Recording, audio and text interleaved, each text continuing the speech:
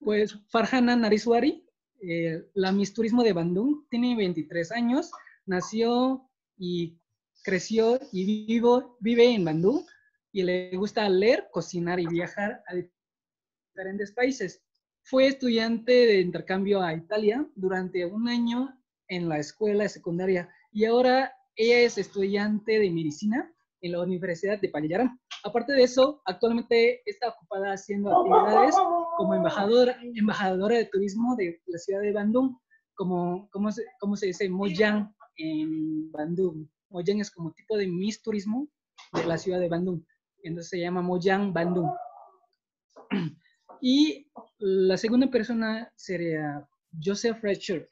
Actualmente José Luis Rojas Segura, o Joseph Redsure, como es conocido, se desempeña desde hace un año y medio como responsable de Relaciones Públicas y Comunicación en la Asociación Una Nueva Esperanza, que está ubicada en Puebla y lleva 20 años de trabajo.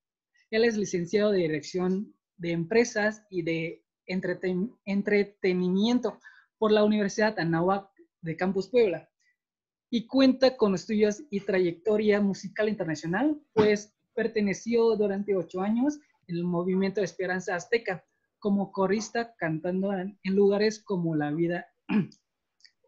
Vía dei Concerti en Italia, la Clinton Global Initiative en Nueva York, y etcétera. Forma parte de la generación fundadora y cuenta con un álbum como cantautor solista llamado El Sabor de la Vida. De igual forma ha tenido la fortuna de ser director de cuentas por 3 años de la agencia Más RP, manejando clientes como Paramount Pictures y seminuevos.com. Cuenta con estudios internacionales sobre liderazgo y culturas antiguas en universidades como Divine Mercy de Washington, D.C. y la Universidad de Roma. Fue ganador de la mención honorífica en el Premio de la Juventud Vicente Suárez 2018 por su trayectoria artística en pro de la sociedad, al igual que fungió como consejero de políticas públicas estatales durante el periodo 2017 hasta 2019, una vez que regresó de ganar el premio como mejor participante internacional en el voluntariado de ISEC en Indonesia, al haber trabajado con niños con cáncer de religiones musulmanas y cristianas. Hoy en día es curador de Global Shapers Hub Puebla, una iniciativa del Foro Económico Mundial para detectar talento joven para que éste sea impulsado por el foro para transformar a su país y al mundo. Por 3 años fue conductor de la televisión de la Comisión de Derechos Humanos de Puebla en la televisora local y hoy en día conduce en Puebla TV la sección Vive Solidario, en la cual promueve acciones que invitan a la sociedad a sumarse a las causas, actuar responsablemente y construir un mundo mejor. Entonces, esta sesión sería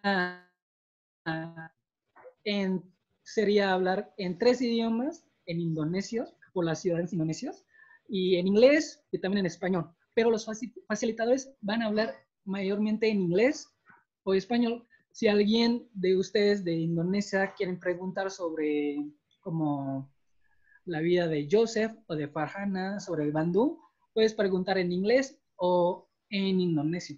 Untuk Bapak dan Ibu warga negara Indonesia, jika ingin bertanya pada sesi tanya jawab, bisa bertanya dengan bahasa Indonesia atau bahasa Inggris. Sesi ini akan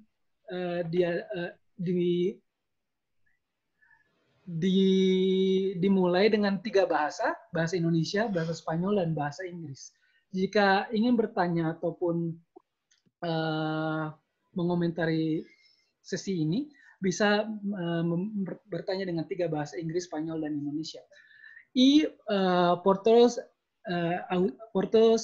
audiencias pueden como hacer en el modo de mudo para que no se interrumpa como la sesión. So for all of the audience, can you put all of the silent mode so you cannot like interrupt the session at the moment. And yeah, So we'll begin the session first from the introduction of Farhana. But before, we will have a singing performance from Joseph Redsure for the opening. Hi, how are you? I'm very excited to be with you. It's how do you say in Salamat Pagi? It's good morning, right? Pagi, yeah. That's something that I learned when I was there. So today I'm going to sing you a song just for starting. This song is called The Flavor of Life in Spanish. And what's the flavor of life? And I want to sing this song, and Chase asked me to do it because I sang this song many times for the kids when I was working with them in Indonesia. Kids that were fighting against cancer in Rumachinta and Yakaki. I really remember all of them because they, you know, they made me feel a lot of things. So I hope you enjoyed this song, and let's start. So, ¿alguna vez has probado la vida? ¿A qué sabe? ¿A qué sabe? ¿A qué te sabe una mañana muy fría? ¿A qué te sabe una tarde con intenso sol y buena compañía? ¿A qué te sabe el enojo por días? No hay tiempo para eso. Una sonrisa que cambia muchas vidas. Ciclo virtuoso lleno de armonía. No olvides que la vida no es para siempre, solo hay una que la debes disfrutar. Poco a poco los detalles más pequeños son los que el picante le pondrán. Nos quejamos por lo malo que nos pasa, son las cosas que la vida siempre da. No entendemos que pretende crecimiento, te invito a probar. ¿A qué sabe la vida? ¿A qué sabe estar vivo? ¿A qué sabe la vida? Te invito a probar. ¿A qué sabe la noche? ¿A qué sabe la luz? Detente un rato y haz presente su sabor.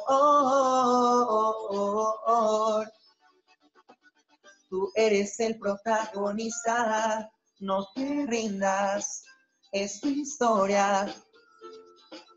Queremos escuchar de ti un día, que dejes huella en otras vidas. Recuerda que por algo sigues vivo, no cualquiera tiene esa oportunidad. Si valoras lo que tienes en presente, todo cambiará. Te rodean corazones que te nutren de pura armonía y paz. Agradece y aprende de los demás. Te invito a probar. ¿A qué sabe la vida? ¿A qué sabe estar vivo? ¿A qué sabe la vida? Te invito a probar. ¿A qué sabe el respeto y a qué la libertad?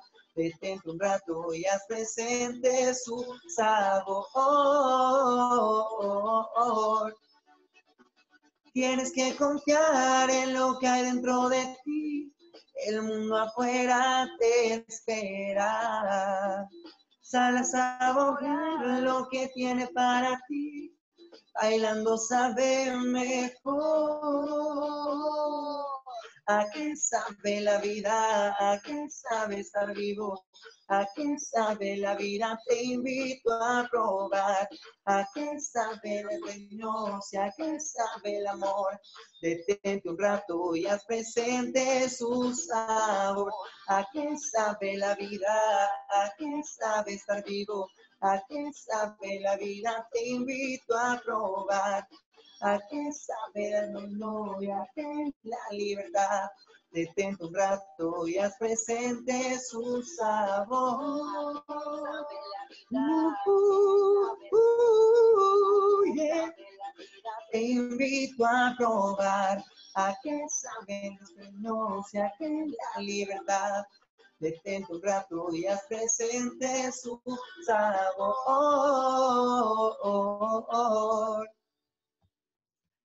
Gracias. I want to say something. This song was very powerful for me when I was in Indonesia because because of this song, like Latin rhythm and this Latin stuff, the Indonesian people were very in love with the song. So I sang it every week in every different parts. Chase is not going to let me lie about it because it was true. I was singing this song many times because these Latin rhythms were very interesting for all people in Indonesia. So for me, it was very, very emotional. Thank you so much for inviting me, Chase, and for all of you to sing this song with me or to hear it. Muchísimas gracias, Joseph, por su canción de El sabor de la vida. Entonces avanzamos la sesión con Farhana. We will continue the session with Farhana. But before that, please, we would like to ask for your emails. You can comment in the comment section. Please write your emails so we can also inform you guys, especially all of you, the Mexicans, if we have another events that we would like to invite you. So please put your name and also your email in the comment section. Thank you.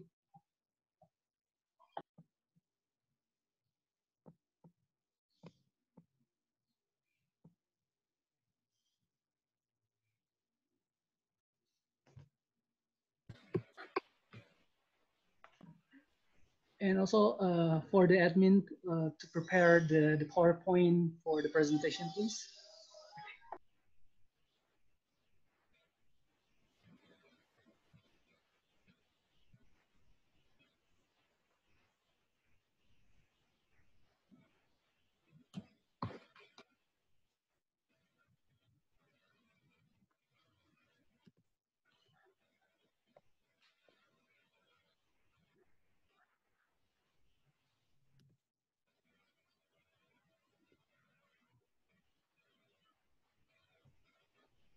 We're ready.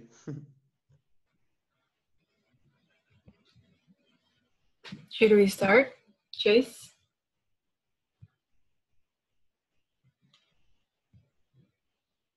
Okay. Hola, buenas noches a todos. Mi nombre es Farhana. Tengo 23 años. Vivo en Bandung, Indonesia. Ahora estudio medicina y soy la embajadora de Bandung. Yo hablo bien italiano, pero hablo poco español. So I will speak mostly in English, and Joseph or Chase will help me translating whenever needed. So, buenas noches a todos and selamat pagi, which means good morning in Indonesian to all Indonesians. It's 7 in the morning in Indonesia and it's evening in Mexico. So it's 12 hours of time difference. Muchas gracias por estar aquí. In a few minutes, I will start explaining about my city, my culture. I hope you can have fun. This will be quite a simple presentation. It includes the basic information and the interesting points about Bandung and about Sundanese culture that I think would be interesting to know for all of you who are Mexicans or for Bapak and Ibu who are Indonesians, but maybe some of you are not from Bandung, or some of you are from Jakarta or Medan or Surabaya. So Indonesia is a very huge country with more than 300 ethnicity, and Bandung is just one of the cities. Sundanese is just one of the hundreds of cultures. I hope you can have fun, and I hope also Bapak Ibu that are from Indonesia can learn something or can share whatever knowledge that you know about Sundanese culture, so we can share some information and interesting points to each other and learn from each other. And not long after that, the interesting part is that I will interview Joseph, because he is all over in the Indonesian media. He is on radios, he has been on TV. because he stayed in Bandung for a while. So we are going to have an interesting conversation with Joseph to ask him about his experience and his opinions, and also about the programs. And for the closing, I will show you a cooking demonstration, just a little 20-minute cooking demonstration. We will cook a chicken dish, like a Sundanese chicken dish that hopefully you can do in your own kitchen at home after this. Okay, so once again, muchas gracias. Okay, so bienvenidos a Bandung. Next, can you slide next?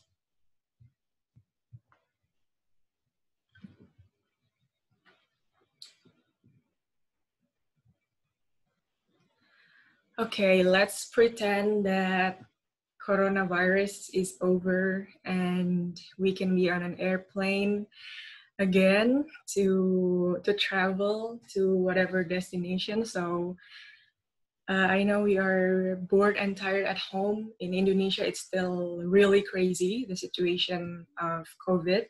I think maybe it's the same situation in Mexico. I hope the virus goes away soon, but vamos a Bandung. This is to give you a vibe and an explanation of how many hours it takes. Next. Okay, vamos a Bandung. For those of you who may not know, we are so far from each other. Mexico is literally on the other side of the world. So from Mexico City to Jakarta, Indonesia, I mean, in total, we will spend about 22 hours of flight just on the plane, not to mention the transit and whatever. So usually, for example, from Mexico City, you take a plane to, for example, to Japan or China or I don't know, for like 14 hours. And then, for example, from Japan to Jakarta is 8 hours. So in total, it takes 22 hours of flight from Mexico to Indonesia. Next. Okay, and of course, the easiest way to reach Bandung, to reach my city, is from Jakarta. So Jakarta is the capital city. You can either take the bus for like 2 hours, 2.5 hours, but I think everyone likes to take the train, which will take 3 hours. And I like taking the train because look at the scenery, like the way to Bandung, the railway is surrounded by mountains. And as we come close to Bandung, the weather becomes much cooler. So Jakarta is very, very hot, like 35 degrees Celsius. And then it's a cooler climate, it's less dense. So when we arrive in Bandung, let's watch just a 1 minute video. It's not an official video from the government, but it's just a video. It has no explanation, but I will explain everything about my city later. So maybe let's see how the city looks like in this video.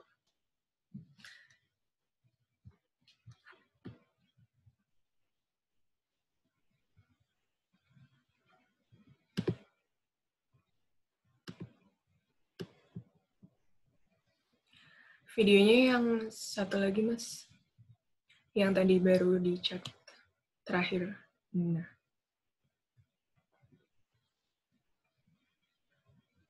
Di chat Zoom.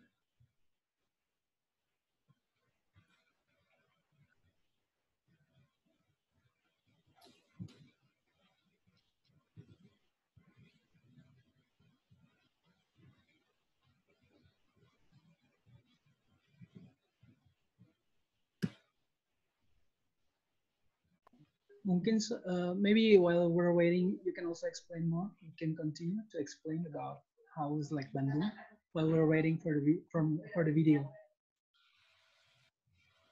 Okay. Ini bukan. So Indonesia has 34 or 35, if I'm not mistaken, around 34 provinces. It has 34 provinces, including including West Java. So Bandung is the name of the city, but it is the capital city of West Java in the island of Java. Let's try to access the link once again. Well, while Farhana is checking the video, I want to share with all of you that di usianya masih tergolong muda, musisi I made 38 hours from Mexico City to Indonesia, 38 hours, because I was doing some scales. It was a cheaper flight, of course, but yeah, it was crazy, but I really enjoyed it so much. Really, what route was it like? Where did you fly to from Mexico? I remember I think I made Mexico, Hong Kong, then Hong Kong to Jakarta. But I really wanted to, you know, to make it have a cheaper flight. So it was crazy. It was a lot of time, but I really enjoyed it so much. I was, I think, 20 years old.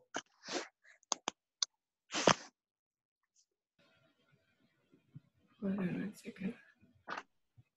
Farhana, since we don't receive clearly about the video, we can continue the session.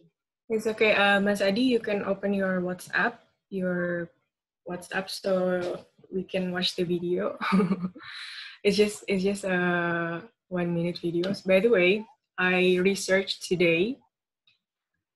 So before I'm going to explain, but I can also tell you now that so Jakarta, the capital city, is pretty much like Mexico City, right? Mexico City has 8 to 9 million of population, and Jakarta, the capital city, has 11 million population.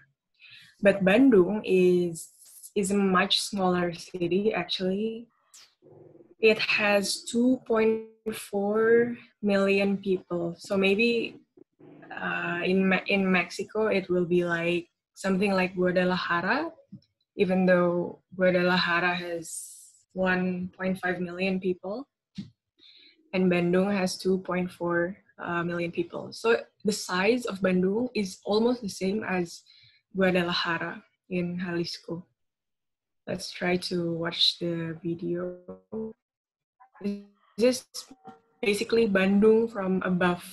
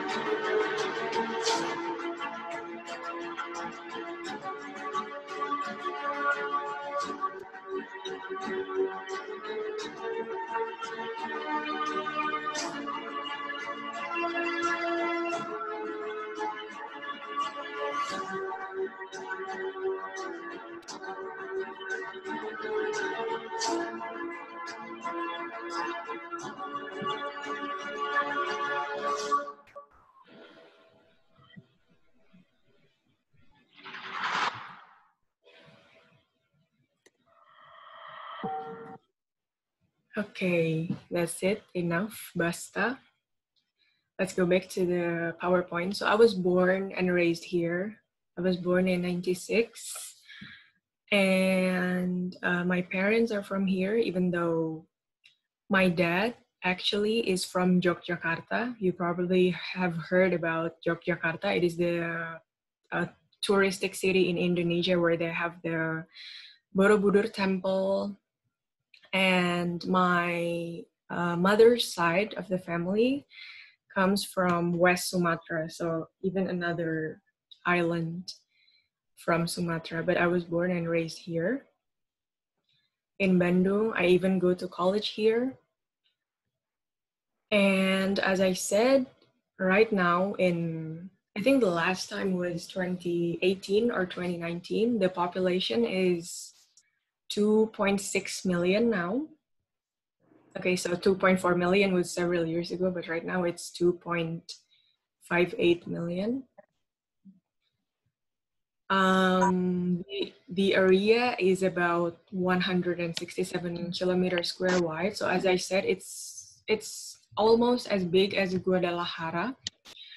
And of course, the language is Indonesian and Sundanese. So for those who are from Mexico, Mexico is very culturally rich, and so is Indonesia. We have more than 300 ethnicities, so it means more than 300 local languages. So can you imagine?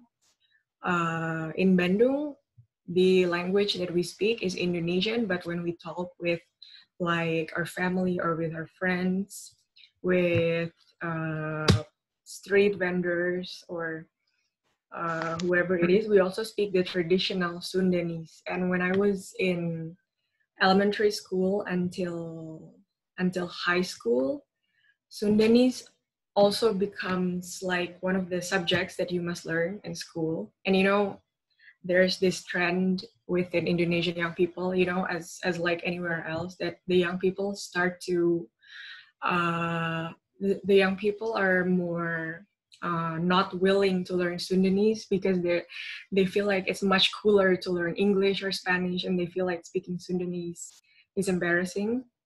But of course, we believe that we have to preserve our culture as much as possible. For those of you who are wondering, I mean, Mexico, of course, is a Catholic country, right? I mean, the majority of Mexicans are Catholic, but as how Indonesia is, just like how it is in almost every city in Indonesia, if you're curious about the religion, we have 91.7% of Muslims and like 5-ish% of Christians or Protestant Christians, just less than 2% of Catholics, 0.49% of Buddhists, 0.09% of Hindu, and the rest Confucianism, the religion from China, or as we call it, Konghucu. So Indonesia is pretty unique and sometimes criticized because it has only 6 official religions. So it means that the religion is actually diverse, even though the majority is Muslims, but it officially has 6 recognized religions, although it's sometimes criticized because it's not open towards other religions, you know. And then Bandung is a very developed city. It's a very progressive city. So as for now, you might be able to imagine that we are actually the 4th biggest city in Indonesia after Jakarta, Surabaya, Medan, and then Bandung. So Bandung is the 4th largest city. It receives a lot of tourists. I mean, other than Bali and Yogyakarta and Jakarta, it receives a lot of tourists from Jakarta and also from neighboring countries.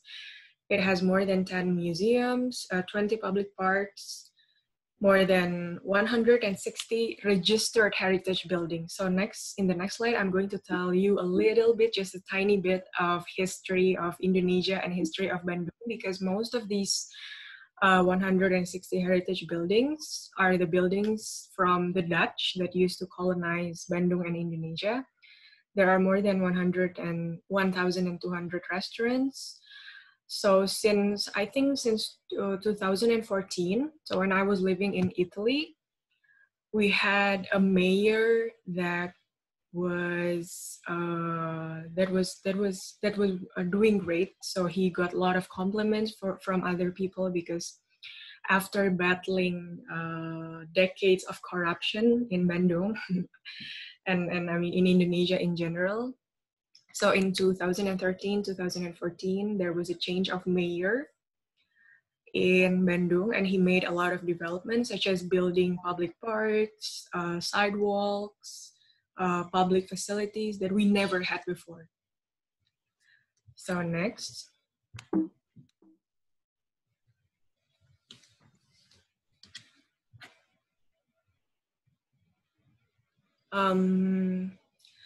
So this is the map of Indonesia, right? For all of you Mexican friends.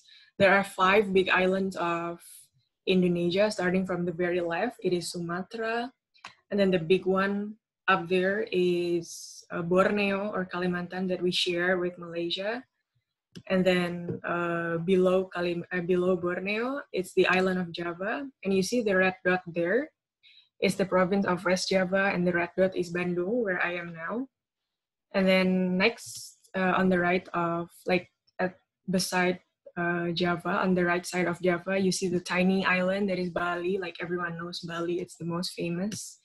And then there's the Sulawesi Island, and then there's Papua Island. But all in all, we have more than 17,000 islands. And I think that is a fact that is often interesting and shocking to foreigners, because many don't know where Indonesia is, and many do not know that we are a huge archipelago. So this picture shows that we have more than 17,000 islands. There are tiny, tiny islands, 17,000 islands that make Indonesia. But I am in one of the biggest islands, that is Java Island. And Bandung is the capital of West Java. Next. I'm just going to go through this quickly because I never liked history myself. I think the subject was often made too hard and repetitive back then in school. But anyways, a lot of Bandung people also are not really eager to learn about their own history. So from the year 932 until 1579, there was this famous kingdom, the kingdom of Sunda, or the kingdom of Pajajaran. There was successful and wealthy. The king, the most famous king, was Prabu Siliwangi. You can see him, that is the king. So you can see how we have our kings look different from European kings, for example, of course, because it's a different culture. So for hundreds of years in Bandung and in the area of West Java and beyond, the kingdom was called Kingdom of Sunda, Kingdom of Pajajaran, and they were a Hindu and Buddhist kingdom. So it's interesting because sometimes we forget that the first religions to ever come to Indonesia were Hindu and Buddha. They were the first religion that Indonesian people believed in, and much, much later, then the Islamic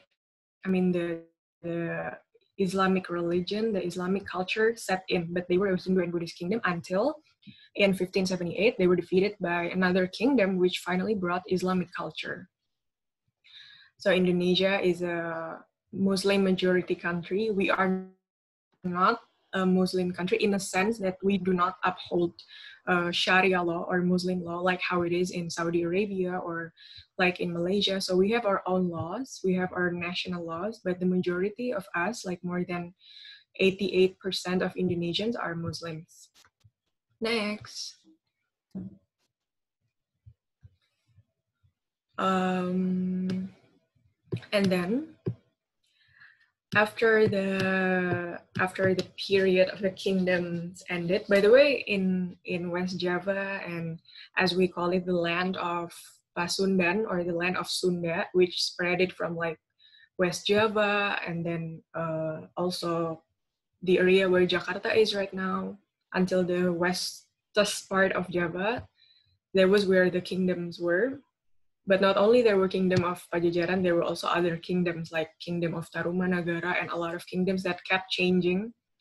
But anyways, of course, one of the most influential people, one of the strongest influences that ever came to Bandung or to the land of Sunda, the land of Pasundan, was of course the Dutch from the Netherlands.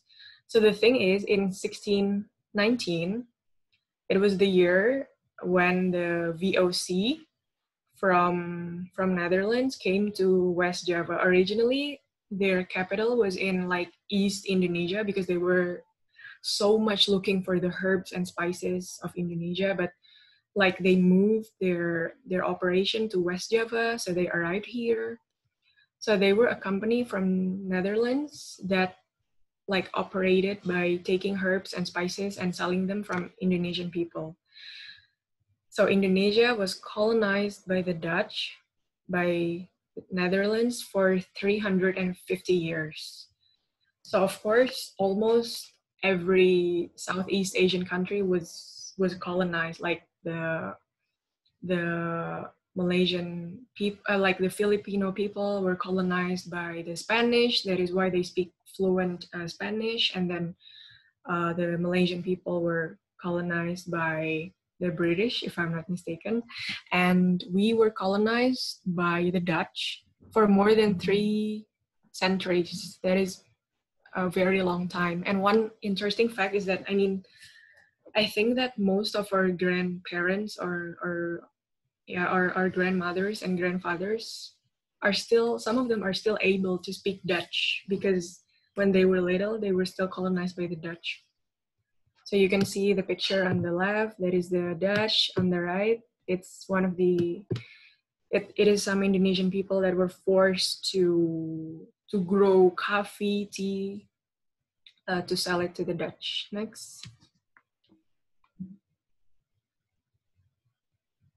Okay, we were colonized by the Dutch until 1942. So all in all, it was 350 years that we were colonized by the Dutch. And then in the 1800s, like in around 1810, there was this like a leader, or the governor, the general governor from VOC, from the Dutch. His name was Herman Willem Daendels.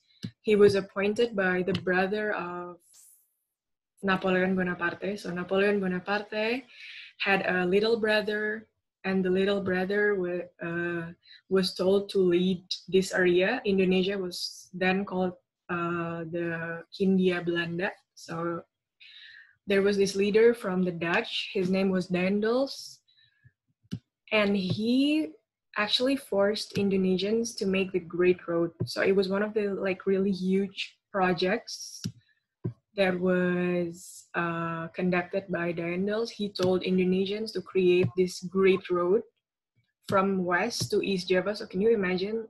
This is the island of Java. And by the way, the island of Java is, let's say, it's like as big as Italy, you know, the size of it. The island of Java is like almost as like more or less as big as Italy. And he wanted to make a road from the very west part to the very east part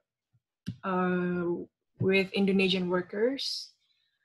The goal was to protect the island from the British people. So he wanted to keep his influence here, which is why he wanted to make a road for 1,000 kilometers.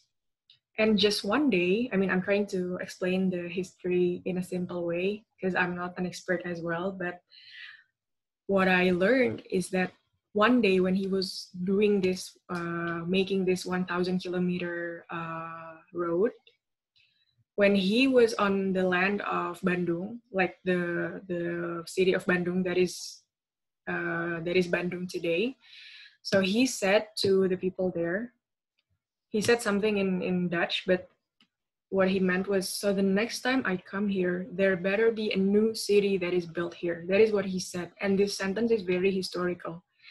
So it's like he made a request that the next time he came there, he wanted that there were a city that was built there.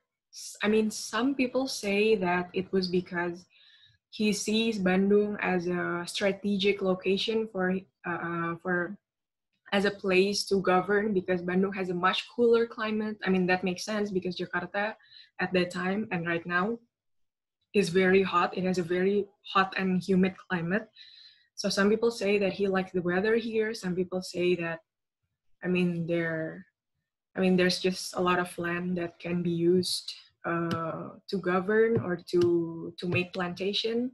So he said, the next time I come here, there better be a new city that is built here. And that is why since during the Dutch colonization, Bandung always had a mayor or a regent, like Bupati as we call it. So Bandung always had its own mayor, but the mayor could not be very, could not have all the power, because they still had to do whatever the Dutch wanted.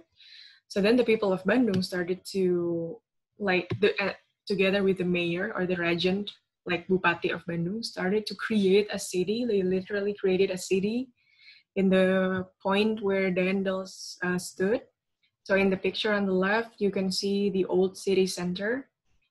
And it is the road that you see on the left with the horse carriage and all is also part of the Great Road, the 1,000 kilometers of Great Road. So that is the history of why Bandung was built. It was officially born on 25th September 1810. It was the birth of Bandung. Although at some point the regent and Daendels had actually moved the city center a bit, like 10 to 11 kilometers from where it used to be to the current city center. But yeah, that's the history of why it's built. Next. That is Daendels. All right, so we are going to see the Asia-Africa Strait, Jalan Asia-Africa, or Calle de Asia-Africa. But before that, I'm going to also explain why this road becomes the city center. So Jalan Asia-Africa is the main road of Bandung. It is also where the 0 kilometer point of Bandung is located. So I'm going to tell you a little bit of a special history that sometimes, I mean, like me and the other people of Bandung sometimes take it for granted. But I think it's important that the young kids and everyone to learn this history. So next.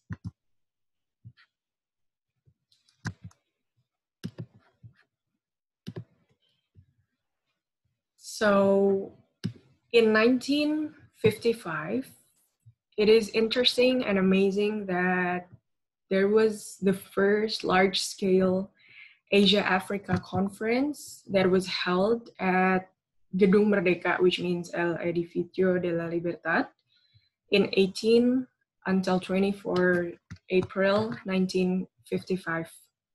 So it's called Conferensi Asia-Africa, or the Asia-Africa Conference. It was in 1955, which means that Indonesia was only 10 years old. There were 29 countries from Asia and Africa that participated.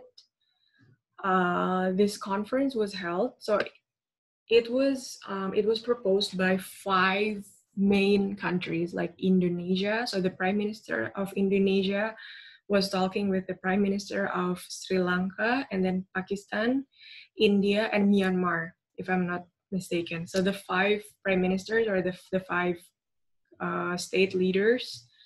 Back then, we used to have a prime minister. Now we don't have a prime minister because we are led by the president directly.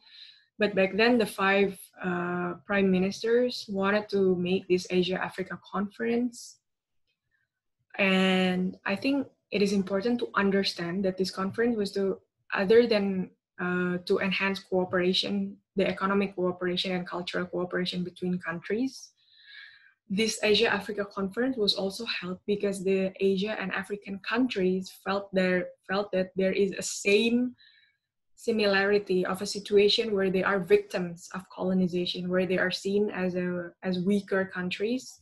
So it was held to voice each country's concern and protest towards the power or the influence or USA and Soviet Union during Cold War, because during the Cold War, like USA and Soviet Union each was very strong, and they wanted to gain power from many countries in Asia and Africa. And these Asian and African countries were saying that they did not want to be under USA nor Soviet Union. They wanted to prove that Asia and Africa are the emerging forces, despite being victims of colonization and discrimination. The term emerging forces, or the term the emerging forces was mentioned by our president back then. So in the picture on the left, the second guy from the right, the one wearing peci, the Muslim hat, is Insinyur Soekarno. He is the founding father and the first president of Indonesia. And so he said that these Asia and African countries have to be the emerging forces. And on the right, you can see the El Edificio de la Libertad, or Gedung Merdeka, where the conference was held. And it's still the same building until now. So it is the city center, the main tourist attraction. It's also used as a venue for important events. Next. So anyways, I'm just gonna show you for a few seconds that Asia Africa conference created these principles, which are very simple principles, but are important, you know, like respect for fundamental human rights, respect for sovereignty, recognition of equality of all races and equality of all nations, and so on. And like, look at number 10, respect for justice and international obligations. Look at number 7, refraining from acts or threats of aggression, and so on. So I think it's important that the Asia and African countries were cooperating to be a stronger force, to show the world that they did not want to be colonized, and that they deserved equal respect. Next. Okay, anyways, speaking of our daily life, I mean, for those of you who have not been to Indonesia, or those who have not been to Bandung, I mean, when I was an exchange student, or whenever I traveled abroad, I had many people asking me like, what is a Muslim and how the Islam religion works and all. But I have told you for a bit that we are a Muslim majority country, but we do not have the Sharia law. So I mean, if you are curious, because a lot of young people are curious, I think. I mean, the majority are Muslims, but like I have friends who are Catholic, who are Christians, who are Hindu and Buddha. And people are usually curious of how we dress. I mean, usually I can say that right now, like as in 2020 right now, I think 60 to 70% of the women wear hijab, the veil. But most of them do so because of their own decision and their own choice. Like almost nobody, or there are no parents who actually force their children or whatever. So usually they wear a hijab like that, but 30 to 40% of the women don't wear a hijab. So they're still showing the hair like me.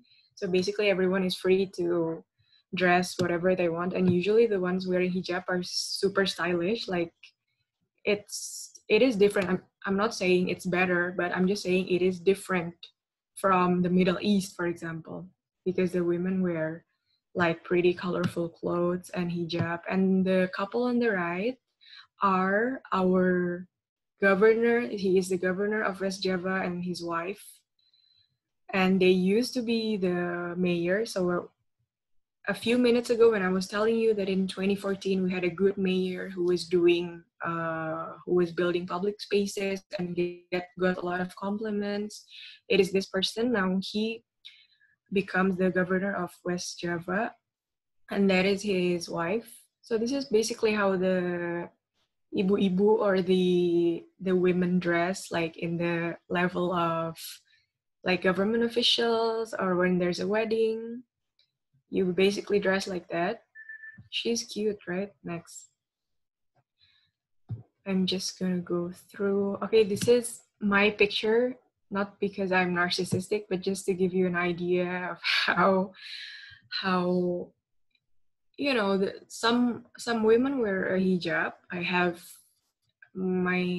a grandparents or aunts or cousins who wear hijab, but some also don't. So the one on the left is me.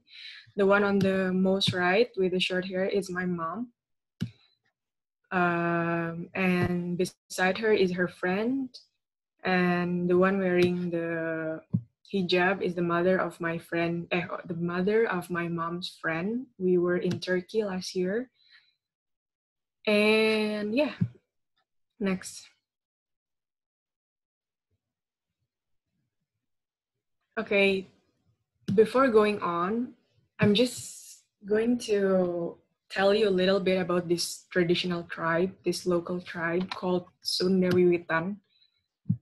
So in the beginning of the presentation, I told you that like 91% are Muslims, and then there are several Christians, Catholics, Hindu, Buddha, and all.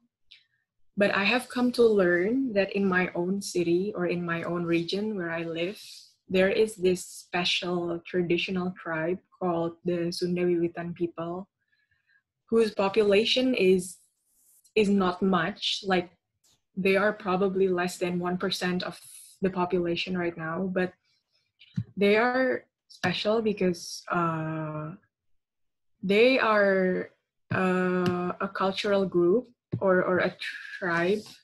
Yeah, they are a group who have their own belief system.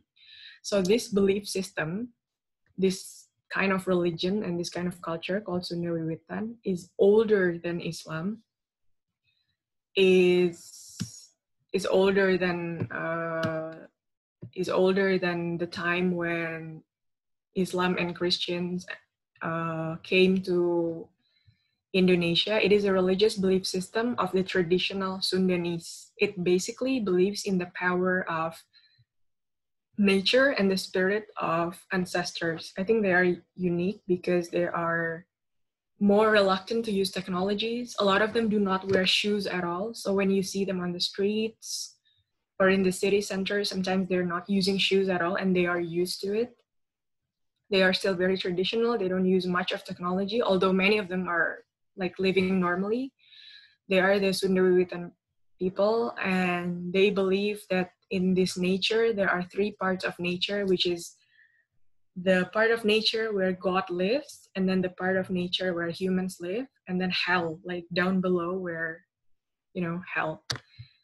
And I think it's beautiful that they have like 5 main principles. So can you imagine that they have not accepted Islam at all? They do not pray like the Muslims, but they have these 5 principles, which are like love and affection, and then the importance of respecting your family, the importance of doing good to others, and then the importance of thinking before doing. And one of the problems that we had is that these people sometimes are discriminated in a sense that a few years ago, the government could not accept their existence because they refused to believe in Islam.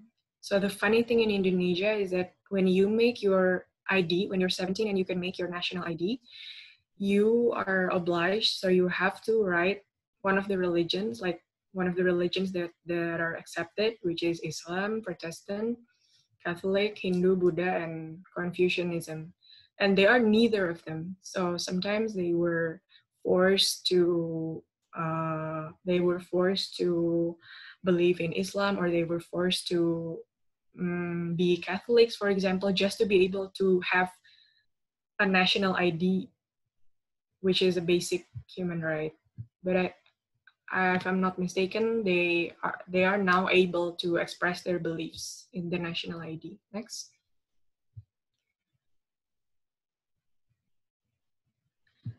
Okay, I'm not a dancer.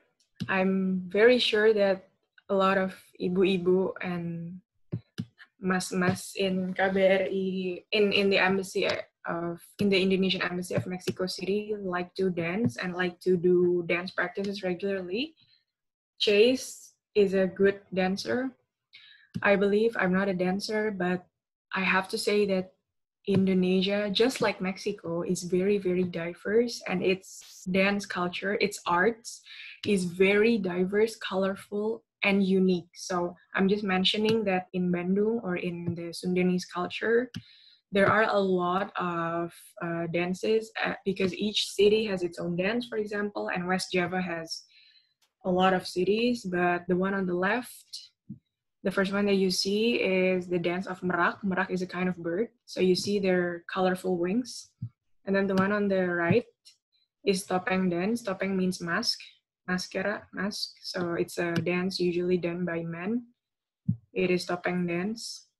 And one fun fact, you know, if you're interested in learning about these, you can definitely ask Chase or everyone in the embassy, because they have various programs for you to learn about our culture. But anyways, one fun fact is that, do you wonder how the dancers hold their mask?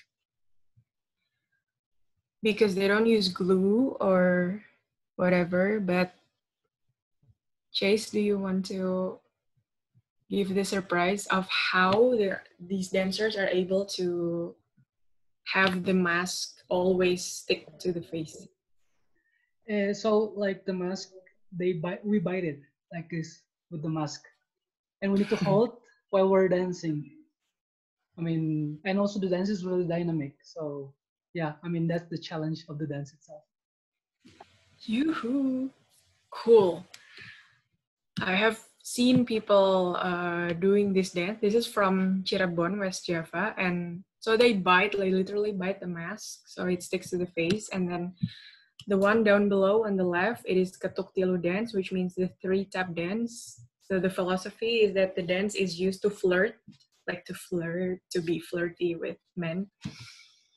And on the right, that is the Jaipong dance, one of the most well-known Sundanese dances. And even though it seems simple, that the costume might be a bit simpler, or the movements look simple, it is not simple at all to learn that, because if you learn to dance Sundanese dances, you will definitely have back pain and leg pain and everything painful, because you have to properly go down on your knees to show your butt. Next. Farhana, can your session make it like a bit brief and faster, because we Sure. need to go to another session with Joseph. Sure, I think I'm finishing like in the next minute. So if you're curious about the official clothes, this is the official Sundanese clothes. The name is kebaya, and we wear kebaya pretty often. Not like every day, but we wear it to weddings, and when someone has a wedding, or when we are having the wedding, when we are marrying someone, it looks like that. And the suit for the men looks like that. Isn't she pretty? Like, she's one of the most famous singers in Indonesia, and when she got married, she used the Sundanese traditional clothes. So it is called kebaya, which is an official, like a formal wear for the women. Next.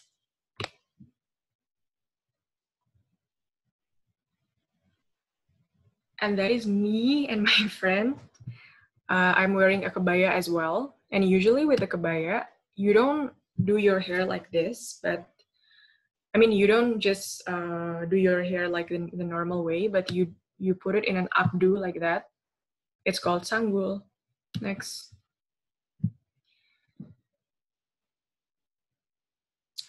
Okay, one thing that I have to tell is that we have our own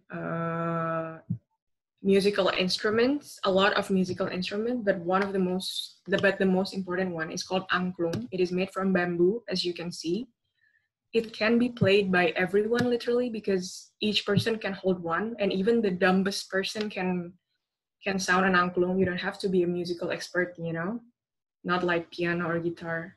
This is a very easy instrument. You just sound it by moving it but each person can also hold 2, 3, or even 7 angklungs. And in 2010, which means 10 years ago, we finally succeeded in making this angklung the UNESCO Intangible World Heritage in 2010, which is why it is so important for you. It will be fun if you come to the place where there is angklung. Next, so this is a UNESCO World Heritage. Next. Okay, I'm ending this session with several pictures. I'm not going to tell much. It's not going to take long, but I will probably give this slideshow, this presentation, if you want, for all of you who wish to visit Bandung sometime, if you want to make an itinerary or if you want to check out some interesting places. So I think the first one is definitely this angklung place. It's called Saung Angklung Ujo. So angklung was the musical instrument that I mentioned earlier. This is the place where the little kids until adults learn about it. They learn the dances. As you can see, there are international tourists. I promise that this place is not disappointing at all. Like, every foreigner is really happy to visit this, and their performance is awesome. Next. I'm just going through the pictures just in case, not just in case, like, because you must want to know the interesting places. And then, of course, this is the Gedung Sate, the governor's office where he works. Next. This was built by during the Dutch colonization, and it is called, the next one is the Bandung City Museum. This is new. And remember in the beginning of the slide, I was telling you about the king of the kingdom of Pajajaran, the one with the tiger. That is him on the right, I think. The one with, like, the figure on the right with the big hat, that is him. Next. This is a cute museum. Next. This is my personal favorite. Like, whenever someone is visiting Bandung, I always tell them to check out the art museums. They are contemporary art museums, so they are modern museums, but they are so, so beautiful. You have to go to Selasar Sunario Art Space. It is one of the most well-known art museums by a famous and senior artist. So you have to go here. It's an art museum, and they even have an opening museum. It's called the Stone Garden, overlooking the city. Next.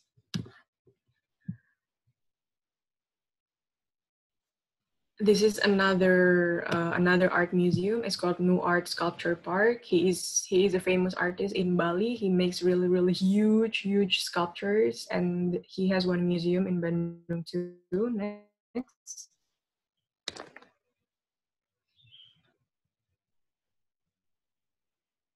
And if you are willing to travel just an hour and a half to the south of Bandung, it is technically not the city of Bandung, but it is still in West Java. The area is called Ciwidey.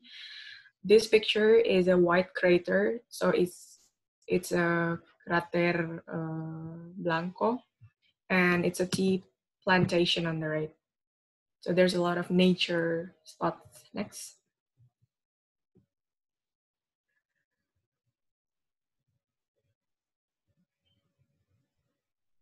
And I don't know if you like shopping. I have no idea why people like going here so much, but this is one of the most main streets other than Asia Africa Street. It's called Dago Street. It's where all the shopping factory outlets are. So factory outlets are stores that sell like branded products, but in a cheaper way. And can you believe it that there are a lot of like Malaysian tourists flying from Malaysia and also from Jakarta, hundreds of them, thousands of them, flying every week just to shop in here. Next. I have to mention it because a lot of people go to Bandung for shopping. Next.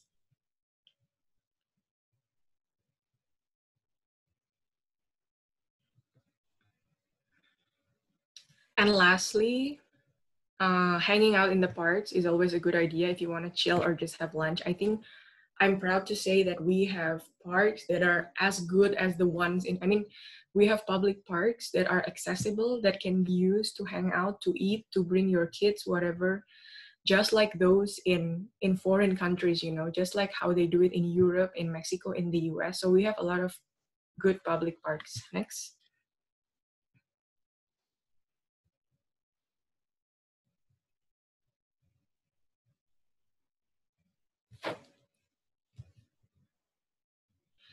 Okay, we're going to cook later, so we're going to learn about this later. But okay, just look at it. We are all hungry, I think. Next. This is the Sundanese food. Okay, Bandung is all about street foods. Like, you might not remember the food, but I think the Indonesian people in the embassy are hungry right now for Indonesian street food. We have a lot of street food. Next. So don't be surprised if, like, all over in Bandung, you are going to see all this food. Next.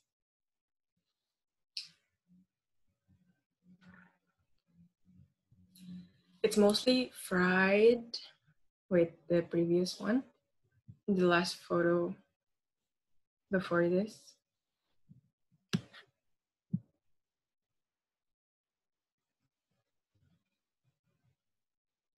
Can you go back, like, to the slide before the video?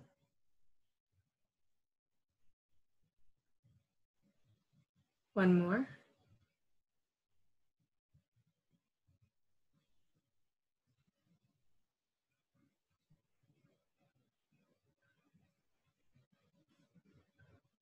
There's one slide before the video that I just want to show you. Can you go to the slide before the video?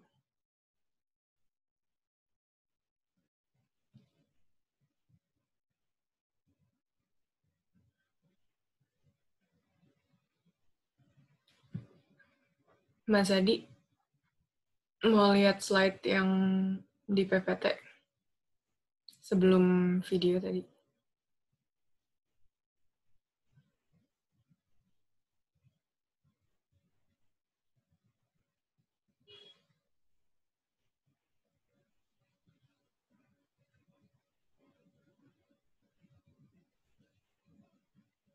Ini bukan? Yang tadi, yang PPT yang tadi. Kalau ribet nggak apa-apa sih. Yang tadi setelah makanan Sunda itu. Oh. Maafin aku.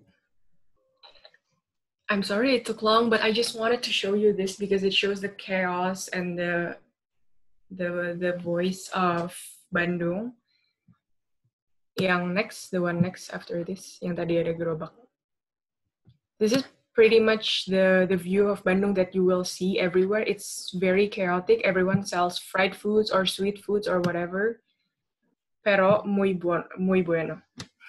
Okay, that is more than enough for me. Thank you so much, and I really apologize for the excess of time, but stay tuned because I'm going to introduce Joseph Redsure, who went to Bandung in 2016. So he stayed with Chase for 6 weeks, right, Joseph? And let's see his interview on TV. Yeah, thank you so much. So an applause for Farhana, please. She made it amazing. Thank you so much. Mas Adi boleh lihat video. Usianya masih tergolong muda, musisi kelahiran Meksiko Joseph Redsure menunjukkan prestasi yang gemilang dalam bidang musik. Selain terus mengibarkan namanya dalam industri musik di Meksiko, Joseph Redsure juga terus menumbuhkan jiwa filantropi dengan terlibat dalam berbagai kegiatan amal.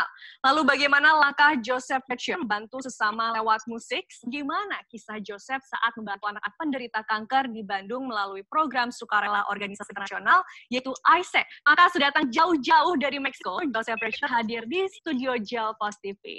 Hello, Joseph. Hello, nice to meet you. Nice to meet you. Thanks for the invitation. And thank you for coming to Gel Post TV. How are you? Fine, thank you. Apa kabar? Apa kabar? Mi baik-baik saja. Perfect. Okay, so Joseph, I think not all of us know about your purpose come to Indonesia. So can you tell us why do you decided to come to Indonesia? Of course. Well, first of all, it's a pleasure for being here. And well, I'm in Indonesia because I have an album that is called The Flavor of Life, in Spanish, ¿A qué sabe la vida? I'm going to sing in some minutes more. And I'm here because I'm working with ISEC, as you told, with cancer kids. Let's give an applause. Use your Hey, that was great. Okay. So everyone, this is Joseph. Maybe you want to introduce yourself or where you live and Of course. like your involvement in ISEC. Just a little. Thank you so much for all the people that it's keeping in the transmission. We're not going to have a long time. The purpose of this session is for you to know about Indonesia and my experience as a Mexican. So I'm a singer-songwriter. I love altruism. I'm working with childhood cancer here in Mexico, but I already made it in Indonesia. Yeah, I'm in love of life. I have a restaurant here. I have 25 years old and I studied, as Jay said in the beginning, entertainment business. So yeah, philanthropy, love, and kids are my life. Thank you so much. Cool. Bueno. So you went to Bandung in 2016, which is 40 years ago, and I just wonder how that felt like for you from after spending like 38 hours of flight from so far away. Like, what was your first impression of the country or of the city? And maybe can you tell us some culture shocks that for you as a Mexican you found surprising while living in Bandung? Yeah, it was very interesting. Actually, I was a brother of Chase. Carlos Chase, well, he was my brother in this situation because he let me live in his home 6 weeks while I was working with childhood. So I have 3 shocks. I remember the food, the nasi goreng. You know that, right? I really loved it. I really love nasi goreng. It was amazing. I remember the avocado juice. I really love it so much.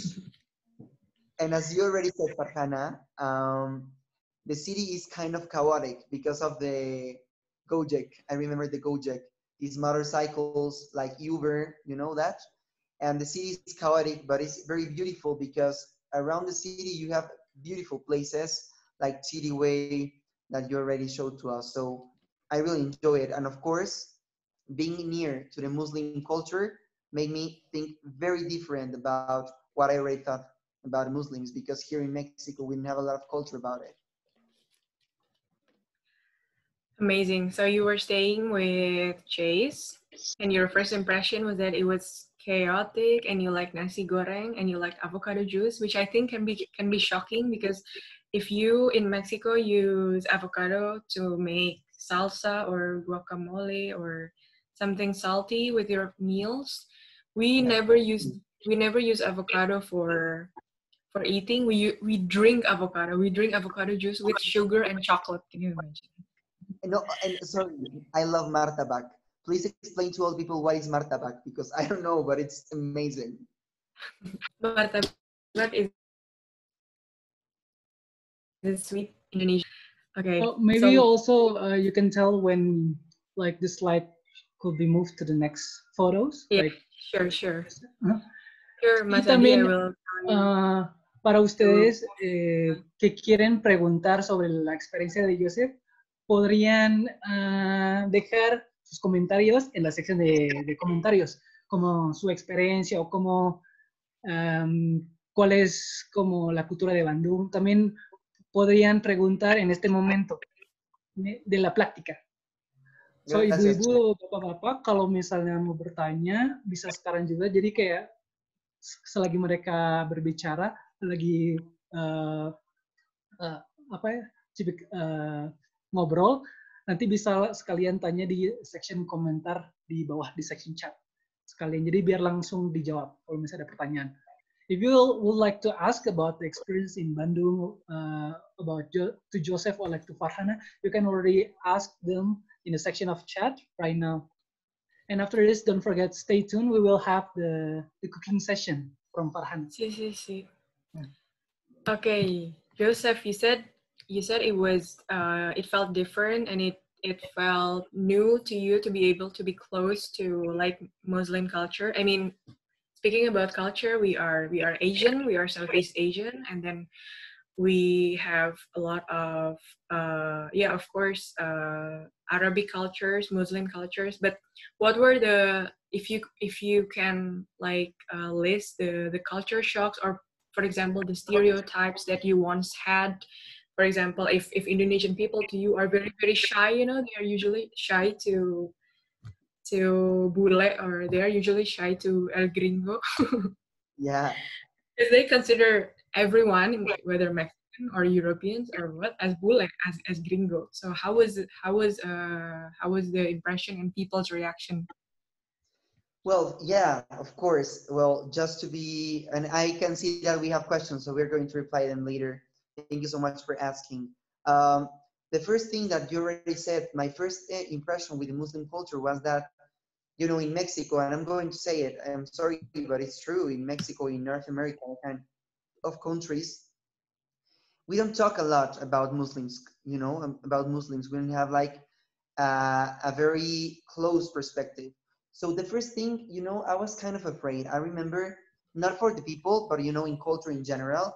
And I remember that my parents told me, please be safe, take care, because it's very, very ashamed to say, but people think about terrorism. That's Okay. awful. Because Muslims are amazing, you know, you are very happy, very conscious.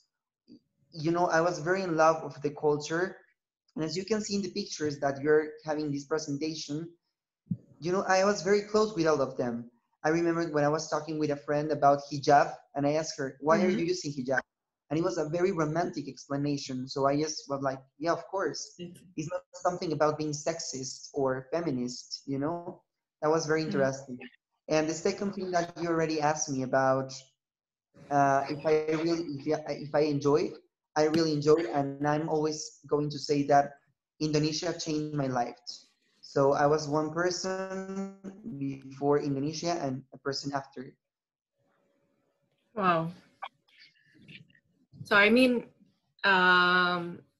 probably because a lot of people have not heard about Indonesia and only hear from TV, from what other people say. There are still stereotypes, right? Like being terrorist, or like what do you call it? Like Asia. Sometimes they don't know whether Indonesian people look like Chinese, Yeah, or totally. or It's like a, Indians. I wanted to say that because, you know, the first question is why I chose Indonesia. You know, when I was working where to make my volunteer experience, I was searching for different countries. And I have three options for all the people that is listening to us. I have Brazil, Thailand, and Indonesia. And I Okay. remember, actually, to be honest, I chose Indonesia because it was the weirdest country for me. I've never heard about that country. I was in a situation in my city, very comfortable, you know, doing my work and everything. And I said, I really want something risk, a very complicated situation for me, a cultural shock. I want to learn about empathy. So I Mm. chose Indonesia because of that, because I really never knew about it. I've never heard about Indonesia before this experience. Cool. So you know different things, but my next question is, why cancer patients? Why what is it that made you involved in cancer organizations in the first place? Well, as you know, all people that is connected here, and if you don't know, I'm going to explain to you. ISEC is an organization, an international one, that you can make volunteer experiences or professional practice to learn about, you know, everything. The first purpose of this organization is to practice empathy, you know, with all these international experiences with people from around the world. So I just decided to make this experience, and we have three projects. The first in Brazil was to learn English to the people. In Thailand, to learn how to, well, it was to teach English and learn Portuguese, sorry. In Thailand, it was learning all the dance and culture music context.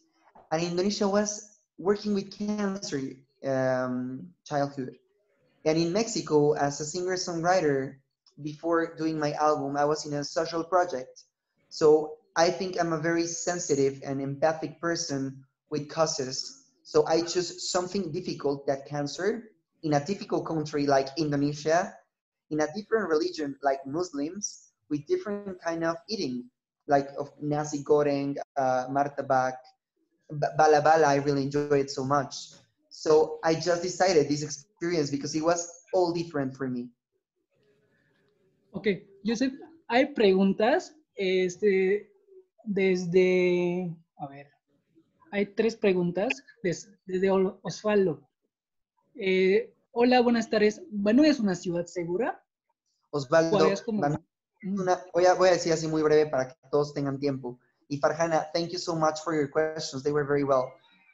We're going to speak in Spanish.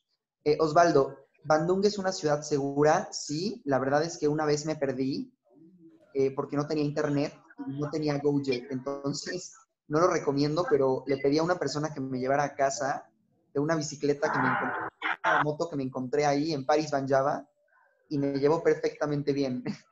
Y lo que es difícil, que no son muy puntuales, es verdad, son los, ¿cómo se le dice chase a los camiones? Ancot. A los ancots, no son puntuales, pero es un lugar muy seguro, Osvaldo, así es. Y otra pregunta es desde señor Alfredi. Joseph, have you tried cholena in the Bandung street food? Yeah, well, street food, yeah. I didn't try it a lot, but yeah, I tried some street food. Actually, I did it with you, Chase. You took me to taste a lot of things in street, I remember. Okay, next question. ¿Hay diversos extranjeros viviendo en Bandung? Bueno, yo me fui con una experiencia internacional, entonces éramos aproximadamente 80 extranjeros trabajando en Bandung en el proyecto. Nos conocen como Bule. We are the Bules. And it's interesting because with the Bules, the people want to take some pictures. So I want to say that one of the activities for raising funds was take a picture with Bules and raise funds for childhood cancer from Indonesia. And it was an amazing experience. Sí, es una gran experiencia y sí vi mucha gente extranjera en los centros comerciales, sobre todo. Otras preguntas. For Joseph, what Bandung street food you cannot forget the taste, and you want to eat here in Mexico? Because Jajanan Bandung was like Bandung street food is very different from other cities in Indonesia and very popular, like Batagor, Chil, and Cuanki, etc. Well, actually, my 2 favorites that I can't forget, and I really enjoyed it so much, was martabak, chocolate and cheese. The best one ever in life. I really want, Uli, you should make a restaurant here. It's going to be very well. Martabak restaurant. And the bala bala, all vegetables. I really enjoyed it so much. Otra pregunta de señora Rini. Hola, Joseph, soy Rini. Mi pregunta es, ¿qué te gustaría hacer para combinar tu talento con el cariño hacia Indonesia, especialmente Bandung?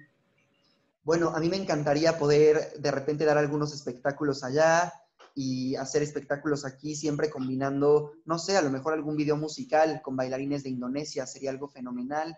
No sé, para promoverlo, escribí una canción que se llama Mari Berjuang Bersama, que habla sobre la lucha contra el cáncer infantil.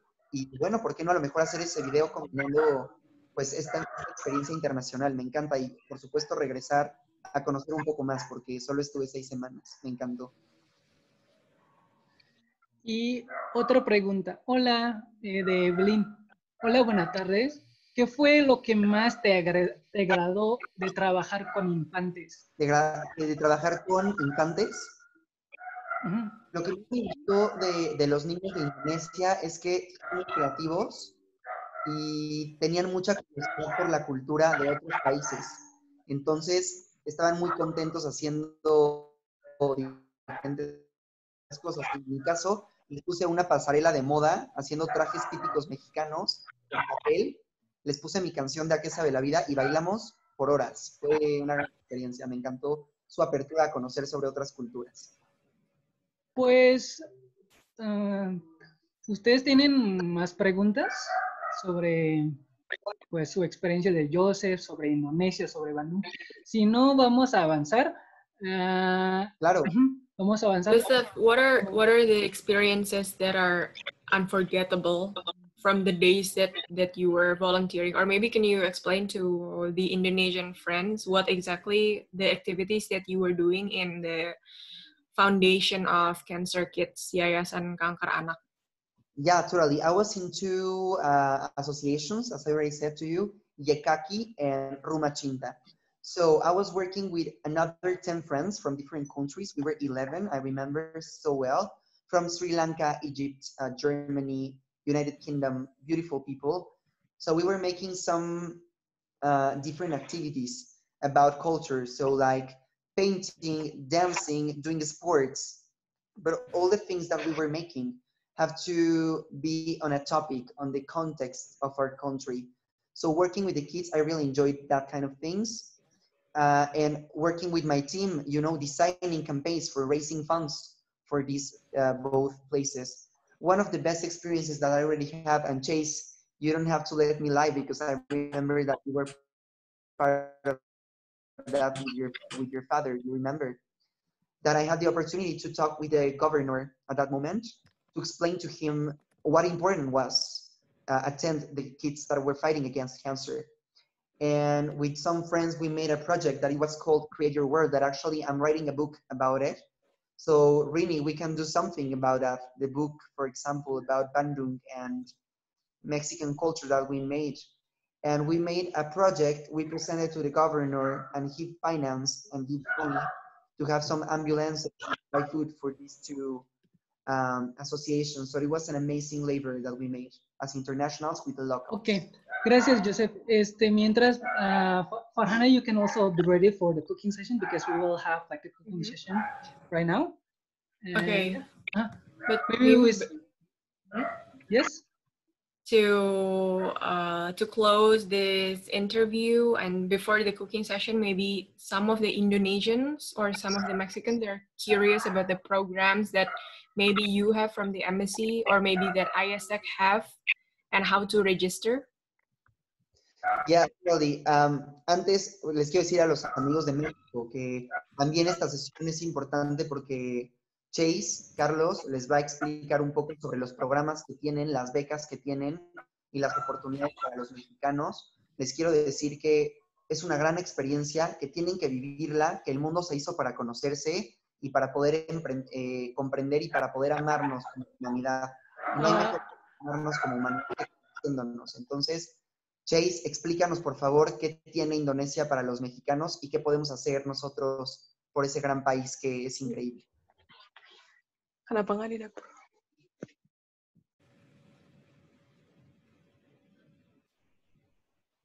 Chase?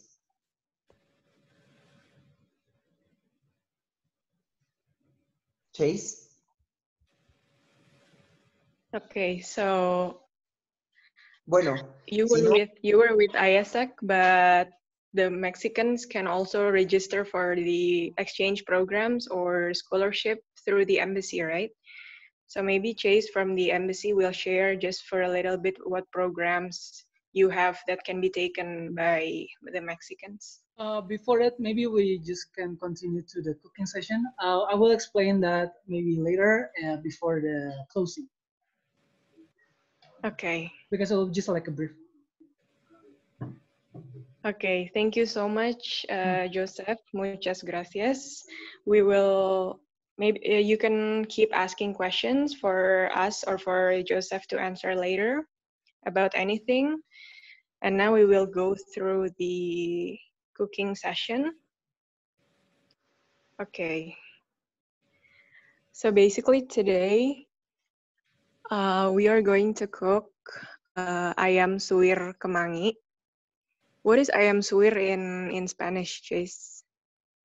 Como pollo rostizado. No, rostizado, ¿no?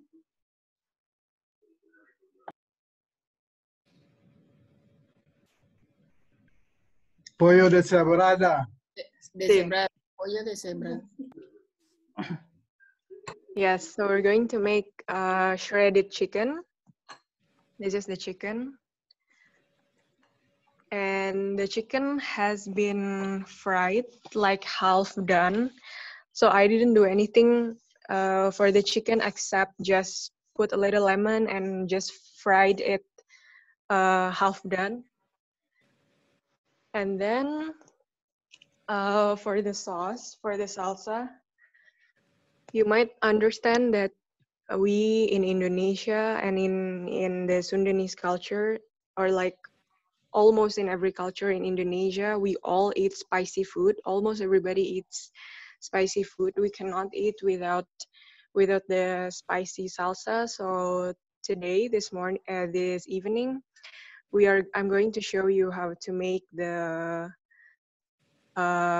spicy salsa, the sambal, the Indonesian sauce, or the kind that the Sundanese people like to make. And so this dish is called ayam suwir kemangi because these leaves are called kemangi. I don't know what they mean in English and in Spanish because I believe they are different from basils. But in English and in Spanish they are basil. So I'm going to go through the ingredient one by one because this is the important part. So first, pollo, right? Or pollo. And then this is the cabe keriting. This is the chile. Just these are not really spicy, right? These are like medium spicy. And then there's tomato. These are the spicy chili because we don't have jalapeno or serrano chili, so these are the very spicy chili. And then garlic, red onions, another spicy chili, the green ones. These are kind of like the closest thing we have to jalapeno, like these little tiny bits. And then these are called lengkuas. In Spanish, it's galanga. But if you don't find it, it's fine. I think if you don't have this galanga, you can use like cilantro or whatever strong herbs that you have. This is daun salam. In English, it's bay leaves. In Spanish, I think this is laurel. So this is bay leaves in English or laurel in Spanish. And then these are lemongrass. They are delicious to drink with tea. These are lemongrass, la hierba de limón. Tomatoes, and then, so this is the most important leaves. This is the most important ingredient. So these are kemangi or basil. What is the Spanish for basil?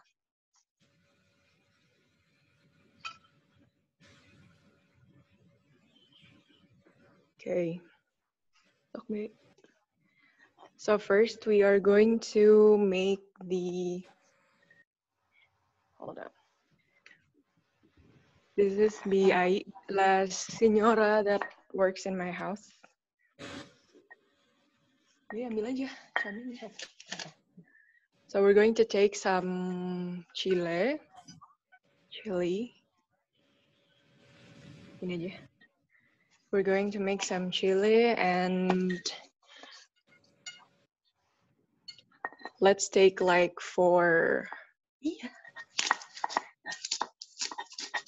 let's take like 4 of this. Just a little bit of garlic. So we are making the bumbu halus, right? We are making the soft spices, like the ones that you mix all together.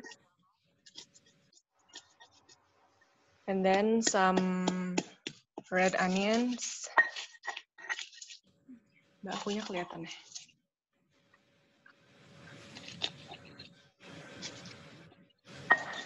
Ini cukup nggak?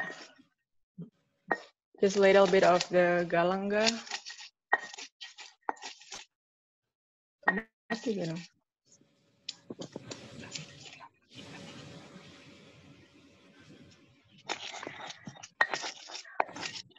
So we're just going to watch this.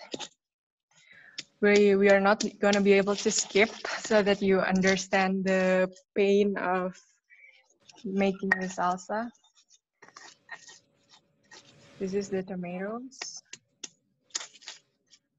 Ada pisau nggak? Okay.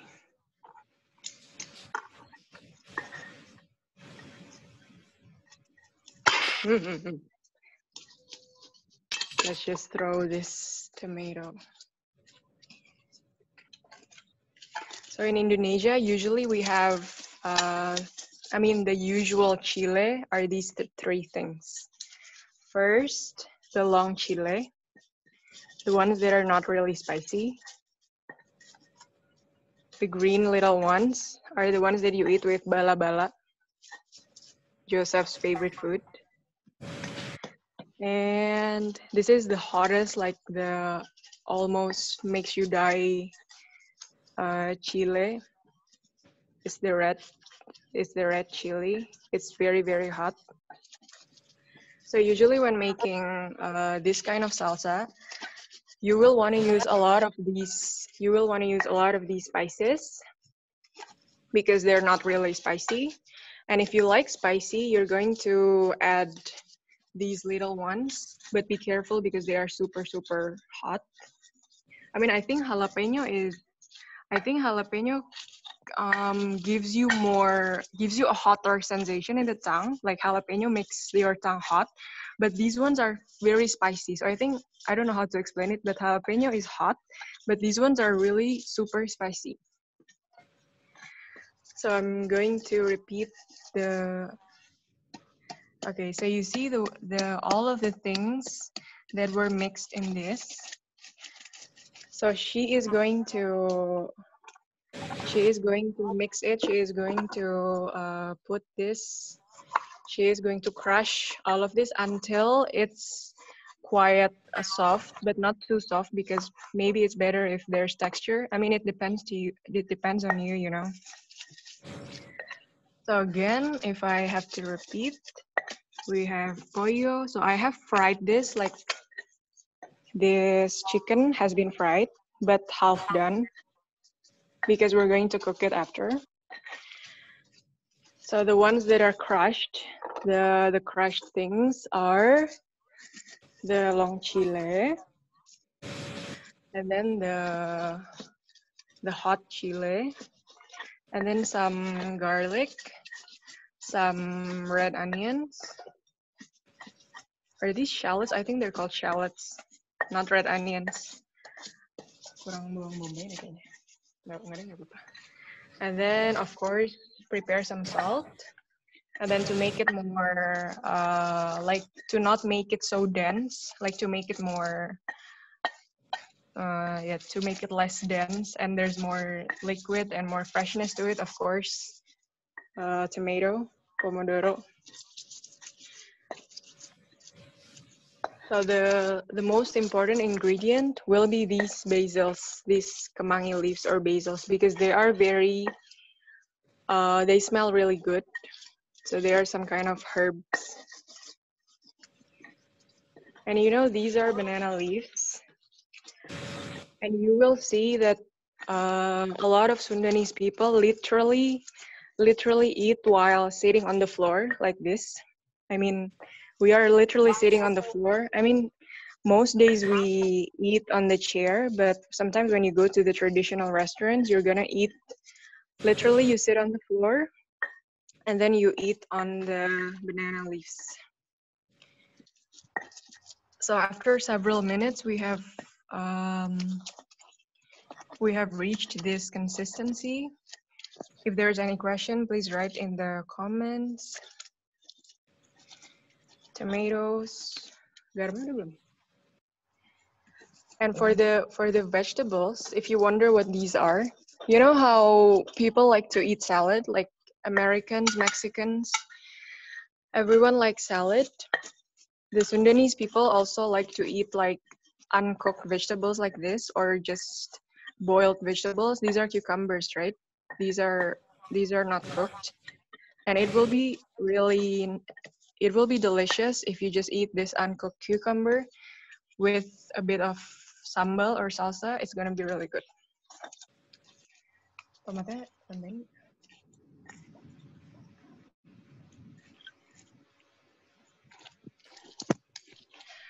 While we are waiting for the salsa, I'm just going to go through what I have today.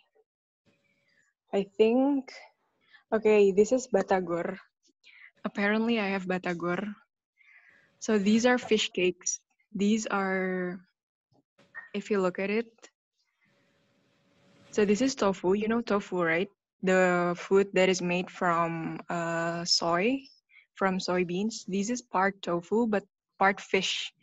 So this is partly tofu and partly fish.